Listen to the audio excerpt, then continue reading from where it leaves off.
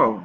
Today we're going to look at how we can able to module most of the word problems using the slope. We have learned from our previous lessons that y is equals to mx plus b, and those in Europe and Africa, Asia use ms plus c. They all mean the same, and we said the m is a slope, and the slope, another name for slope, is rate of change, and the c or the b is the y-intercept, which is simply the start point. So here we have been given the temperature in Raleigh, North Carolina, starts at 25 Fahrenheit at the midnight when H is equals to 0, and then for the next few hours the temperature drops 3 degrees every hour. So here we realize that it's starting at this, so this is a start, and then the rate of dropping is that here they want us to, instead of the y and the x, we are using the t and h. So the temperature depends on the hour. So it started from 25 and then it's dropping,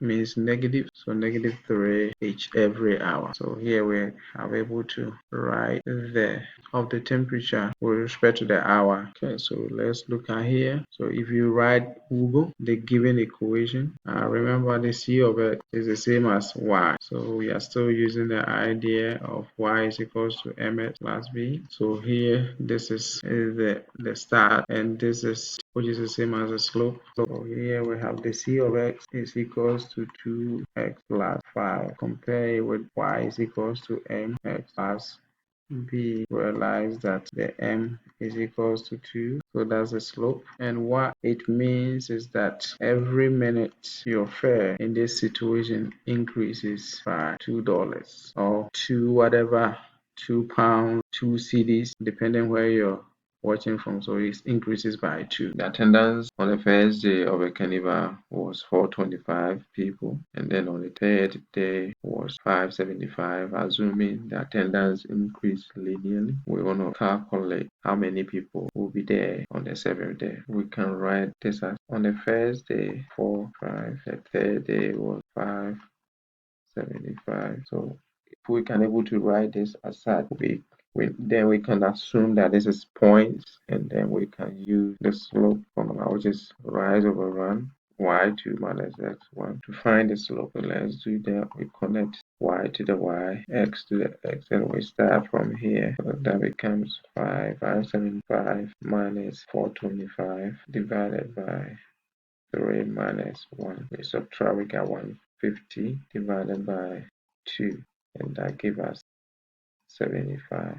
So now we know our slope is 75. We can write y is equals to ms plus b. So here we got 75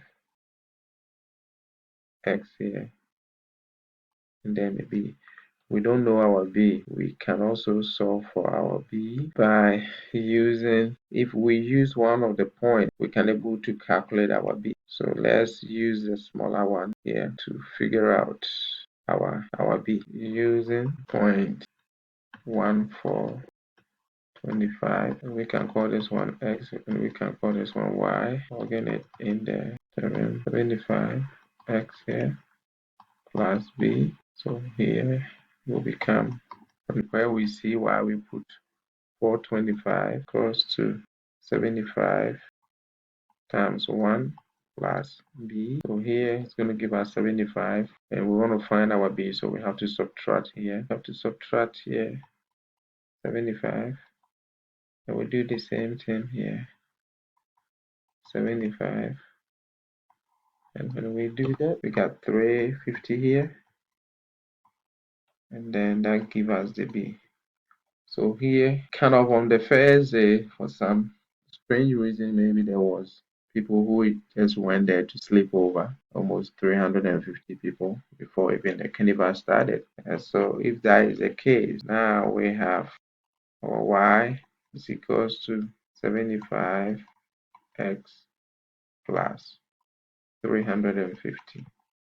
On the seventh day, x is equals to 7. So if we plug it in there, I guess 75 times 7 plus 350 give us 5 25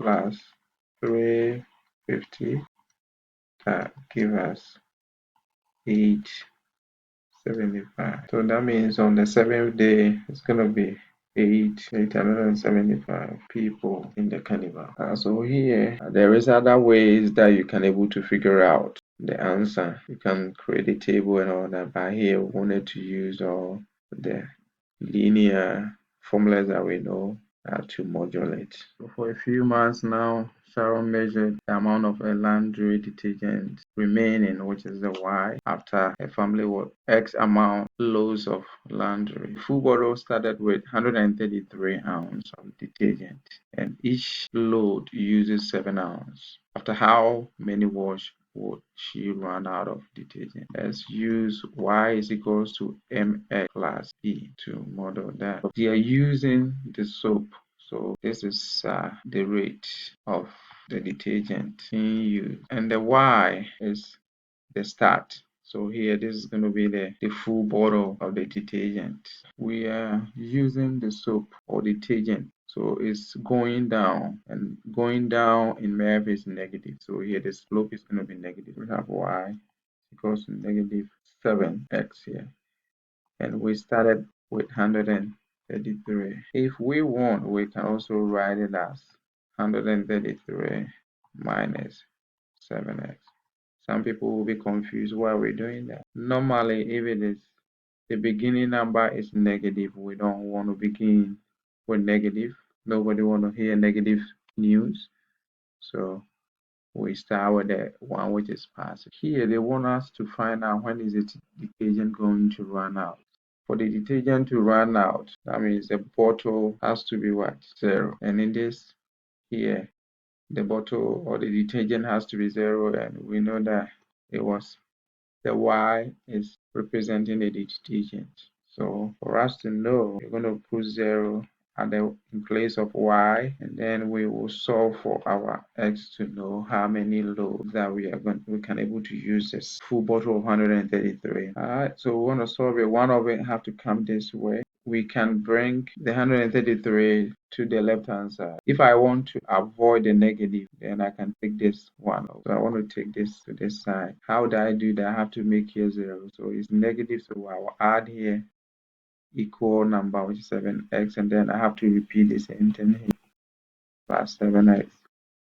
If I do that, 0 plus 7x is just going to be 7x here, and it's equals to 133. So here, one number times 7 will give us 133. That's the actual or literal meaning of this. But as we are solving, we are applying the operation. So opposite of multiplication is division. So we are going to divide here by 7, and we repeat here. 133 divided by 7 is 9. So after 19 loads, Sharon ran out of detergent. So here we have another word problem here that also calls for slope. The gas station charges $11 for a drive-through car wash. Write equation to show the total car wash earnings. Okay, so here we're going to utilize y is equals to mx plus b. So here we realize that this is the rate of change. This is how much they are charging per a car. So that's the rate of change. So the m here is 11. And the B here at the beginning, so they don't have any car, so over here will be 0. So therefore the module of this will be 11x, and that means at the end of the day, whatever car that they wash, you can get their earning by just multiplying by 11. That will give you their total earnings. So let's look at this one. Here, this graph shows how much Lakaya earns babysitting compared with the number of hours she works. Write a linear equation and interpret the earning. So here, it has been graphed, so we can pick any 2 points and then to find the slope, or we can also pick any reasonable point to use the rise of a run. So I can pick any here, and then you join it together. Okay, and we are using rise of a run. which is the slope. And then here we could see that it's going by 5, 5. So we gotta be careful, 5, 5. So here we have 3 of them. Got 1, 2, 3. So that's 15. And then here it's going by 1, 1.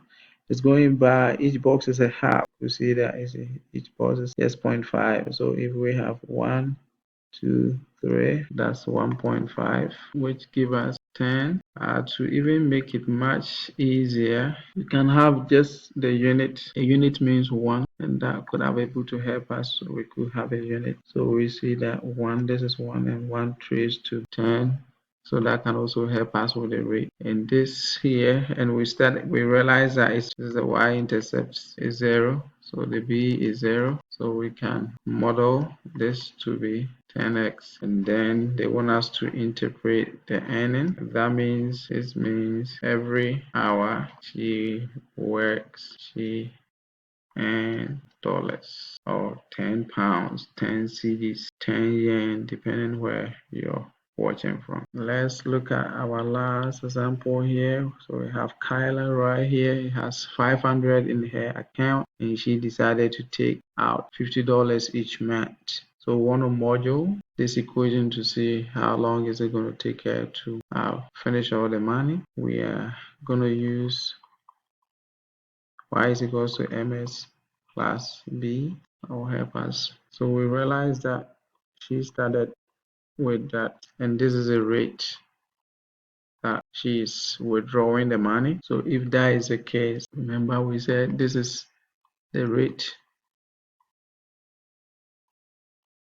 and this is the start point. Now we can write it as, since here she's taking out, it's becoming withdrawal, so it's going to be negative, so we're going to get negative 50x here, and then plus 500.